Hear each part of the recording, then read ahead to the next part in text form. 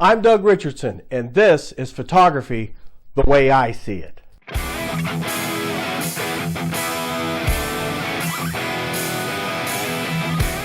Hey YouTube, this is Doug Richardson, and welcome to another episode of Photography the Way I See It. Today we're going to talk about selecting the exposure. Again, more basic stuff just to help get you started out. The first question you want to ask yourself, and we'll dive right in this time, is do I want to let the camera decide for me, or do I want to set my own exposures? Well, that's totally up to you. I mean, if you're just shooting a birthday party or just out doing some casual pictures, in most cases, the automatic, we'll go over the different modes of automatic, but in most cases, automatic will take care of that for you.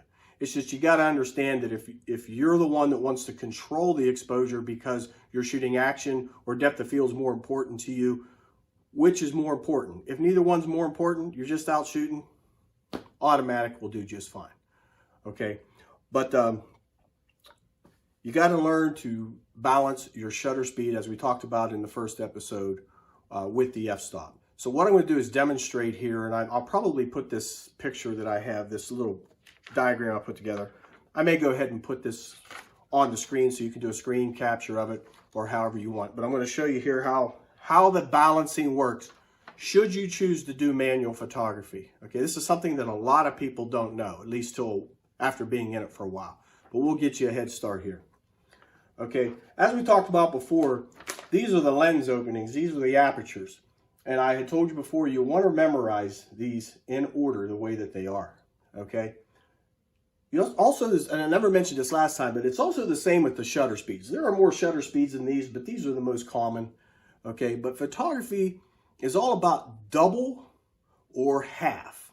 And what that means is, if you look here, I know there's an exception in here, and there's also a couple over here. But generally speaking, if you keep looking at these numbers, they go by half, 30, 60, and then it jumps to 125, and then starts over 250, 500, and then it goes on up to 4,000 and 8,000 if your camera is equipped to do so. Okay, but here's how this works. If you're doing this manually, pick a shutter speed that works for you. Okay, let's say it's 500th of a second, or let's say it's 250th of a second, so we're right in the middle here. Okay. Now what you're going to do is you're going to put your shutter on 250th of a second, and then you're going to press halfway down on the shutter button. Okay, that's going to activate your meter inside the camera, which we're going to talk about here shortly. It's going to activate the meter inside your camera, and it's going to tell you the corresponding f-stop to go with that shutter speed. Okay, so here's an example of how it all works with doubles and halves. Every one of these f-stops is double or half of the one before it. For example, 2.8. If you want to cut out half the light, you go to 4. If you want to cut out half the light again, you go to 5.6. You want to cut out half the light again, you go to 8. And it works all the way down through. If you're at 11 and you want to let in twice as much light, you go to 8. You're opening up. If you go from 8 to 5.6, you just let in twice as much light. Same with the shutter speed. If I'm at 250 and I want half as much light, I go to 500. If I want twice as much light, I go to 125. Sounds confusing, but you'll catch on pretty quick. But here's how the light meter balances everything out. You need to take one light reading, and you know how to use every one of these. This is a method I developed. If somebody else did it first, I'm sorry, I'm not copying. It just happened to be a coincidence. But I call this the seesaw method of remembering.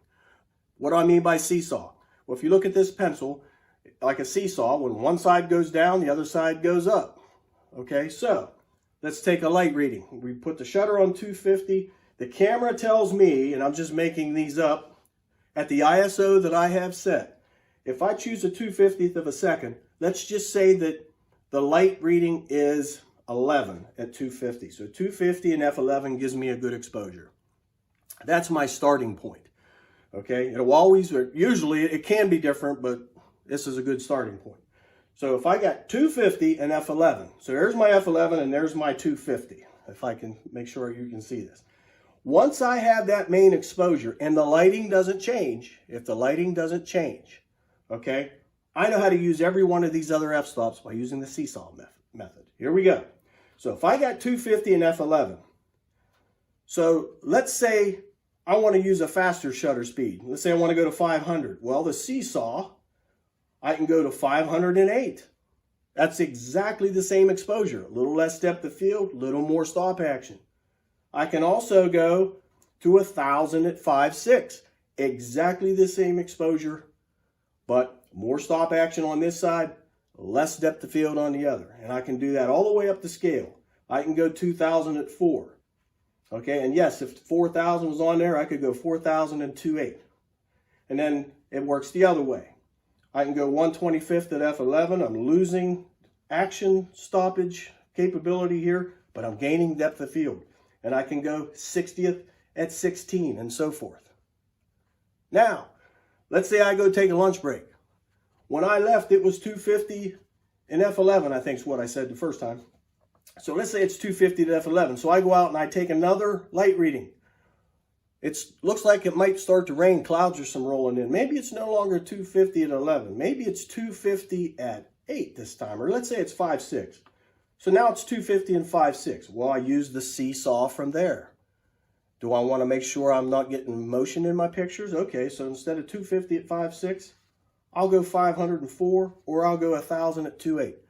That's how the scale works on shutter speeds and f-stops. I know I talked fast there, but I figured if I said something too quick, you didn't catch it, you can always rewind the video or you can watch this whole section again if that helps you. But that takes care of how to match up your shutter speed with the f-stop based on the original light reading. Okay, the next thing we're going to talk about is auto exposure. Okay? Let's say you decide, well, I want to do automatic, but at the same time, I still, I'm shooting a football game here, and I want to make sure that my shutter speed is well utilized, but at the same time, I'll let the camera go ahead and take care of the aperture for me. Okay, so there's different modes on here, and I'm going to put a graphic up there that's going to go down the wheel that's on the top of the camera to show you the different modes. I'm not going to do all of them, but I'll do the basic ones. Okay, if you look, if I have the graphic up there yet, you'll look on the wheel, and at the top you will see the letter B. Now, this really has nothing to do with automatic or manual, but I figured we'd start there. There's going to be an episode coming up about photographing fireworks and lightning. And B, what B is, it stands for bulb. Why? No idea what bulb means, but that's what it stands for. But anyways, bulb means, and you're going to want to use a shutter release if you use bulb, because if you touch the camera and move it, which wouldn't be too bad if you're doing fireworks or lightning, because there's nothing really there. It's dark anyways. But bulb means as long as you're holding the shutter button down, the shutter's open. As soon as you let go, it closes. It's a random shutter speed. The shutter speed is determined by how long you hold the button down. That's what bulb is for. And again, when we get into the fireworks and that, you'll see where that comes in handy. Okay, the next thing is M. M is manual. If you're going to decide I want to select the shutter speed and the f-stop, then you put it on M, and it's all up to you. Whether you're overexposed, underexposed, the ball's in your court. Do whatever you want. Okay, going around the dial is AV. AV is aperture priority. I don't know what the AV stands for. It might be aperture value. I don't know, but I know AV is aperture priority. What that means is you're telling the camera, hey, I'm going to set the f-stop on my camera. I'm going to set it to f8, and then you pick the shutter speed that best goes with f8. That's what the AV setting does. You set the f-stop. Now, if you set an f-stop that's too low or too high, the camera will blink or warn you, hey, I can't match this up. Okay. The next thing is TV, and that's another thing I don't know what it stands for, but I'm thinking it stands for time value, because what this is, TV is shutter priority, meaning I'm shooting a football game, I'm shooting a baseball game, and this is outdoor stuff now that we're talking. We're not into flash yet, but I'm talking outdoor stuff or available light stuff, okay? You could be shooting indoors without flash. Okay, so you're telling the camera, I'm setting this shutter speed to 1,000th of a second. You go ahead and pick the best f-stop for me. I'll trust you to do that. But whatever you do, don't take it off 1,000 because I want that.